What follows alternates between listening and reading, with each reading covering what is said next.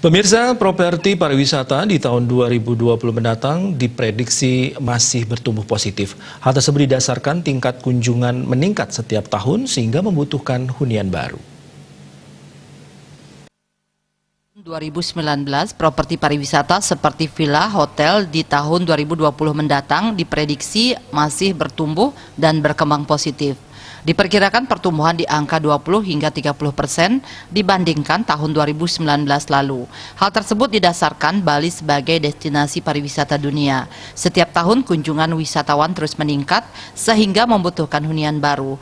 Hal itu mendorong bertumbuhnya pembangunan villa dan hotel baru seperti di kawasan Badung, Denpasar, Gianyar, serta Tabanan.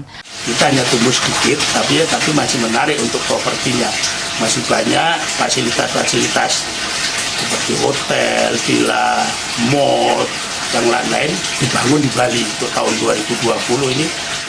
Berbeda dengan properti pariwisata, properti untuk perumahan pada semester pertama tahun 2020 diperkirakan masih bergerak lesu sama dengan kondisi pada tahun 2019.